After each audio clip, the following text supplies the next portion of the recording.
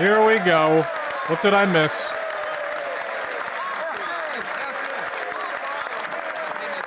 Thank you. Mr. Speaker, yesterday the Prime Minister gave a speech, a depressing speech. He said that in his youth there was a lot of opportunity, but that the future for our young people would not be as good as his past had been. He said that young people need to make sacrifices. Sacrifices? That's what young people have been making for the last 10 years under the Liberals. The Liberals have doubled the cost of housing, they've taken away jobs, and they've created intergenerational debt. Young people have to sacrifice more. What do they have left to sacrifice? The Honourable Minister of Government Transformation. Thank you, Mr. Speaker. You know what young Canadians have sacrificed in the last election? They sacrificed a pessimistic, negative, critical vision of Canada from the leader of the official opposition. They chose a serious leader, an ambitious government, Mr. Speaker, that is uniting the Canadian economy to create opportunity. We're talking about $215 billion for Canada's GDP. We're talking about major projects from one end of the country to the other. They're going to create great jobs for the future. The Honourable Leader of the Opposition. Mr. Speaker, apparently the minister didn't listen to the Prime Minister's speech last night when he said that young people are going to have to make sacrifices. They're going to have to sacrifice even more. That's after 10 years of the Liberals. And they forced 3 major sacrifices on our youth. They've made the cost of housing unaffordable. They've killed jobs with the worst jobs numbers in 30 years. And they've created intergenerational debt. Why not propose an affordable budget so that our young people can have an affordable life? The Honourable Minister.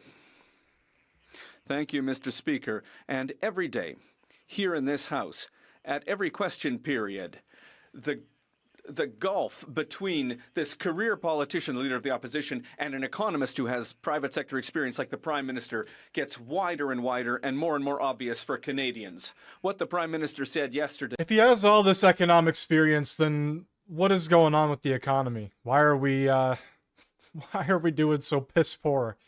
All of this experience has led to nothing. From one end of the country to the other. Speaker, yesterday the Prime Minister made a very depressing speech to Canada's youth. He said they would have to make more sacrifices. More sacrifices. After 10 Liberal years that doubled the cost of housing and drove out the possibility that youth could own their own home. After the sacrifice of their jobs, with the worst employment numbers since the 1990s. After the sacrifice of a lifelong of shouldering high debt. Young people need hope, jobs, and homes. Why won't the Prime Minister reverse his disastrous decade of policies so that we can restore that hope? The Honourable Secretary of State for Labour. Speaker, I had the honour of presenting red seals to 3 new apprentices of the IBEW in Local 230, Victoria, BC. Mr. Speaker, they're proud of what they accomplished. They're optimistic about the future because, Mr. Speaker, we are going to put them to work. Mr. Speaker, we're going to build homes. We're building major infrastructure projects in the national interest. Thousands of jobs, thousands of opportunities for apprenticeship. Mr. Speaker, while the Conservatives come to this House and talk Canada down every day, we're going to be supporting workers who are building Canada up. The Honourable Leader of the Opposition. 3 apprentices, Mr. Speaker. That does not account for the countless job losses, the highest jobless rate in 30 years outside of COVID caused by this government. Nor does it account for the doubling of housing costs that 80% of young people believe they will never be able to afford a home. But yet the Prime Minister tells our youth that they have to sacrifice even more. All he offers is more costs, more debt, and more despair when Canadians actually need is more homes, more jobs, and more hope. Why won't he introduce an affordable budget for an affordable life? That Liberal minister really stood up to brag about 3 apprentices. The Conservatives come to this House and talk down the Canadian economy. We are supporting our workers, Mr. Speaker. Thousands of jobs disappearing weekly, and he got up to brag about 3. Canadian lumber with Canadian steel and Canadian unionized worker, Mr. Speaker. We are defending our workers. Mr. Speaker, we'll be there for Canada. I hope the Conservatives join us. The Honourable Leader of the Opposition. Speaker, apparently nobody over there watched the depressing, miserable, hopeless speech the Prime Minister gave to Canadian youth yesterday.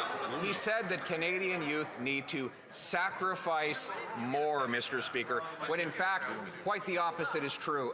Mr. Speaker, the youth of this country have sacrificed enough. They can't afford homes, they can't get jobs, and now they have a generational lifetime of debt to shoulder. What Canadian youth need is homes, jobs, and hope. Yesterday, I provided the Prime Minister with a plan to do it. Will he put that hopeful plan in his budget? Mark Carney is so irrelevant. Nobody watched that speech last night, and it was live streamed nationally. As the Leader of the Opposition. What the Prime Minister is talking about is spending less and investing more. Investing in what? In careers for young people, in building major national projects, in being a technology leader in the world today with Premier Ford leading the world in small modular nuclear reactors. Mr. Speaker, the young people of this country are proud to be Canadians. They're proud to see a future from coast to coast to coast in this country. The young people of this country have a bright future.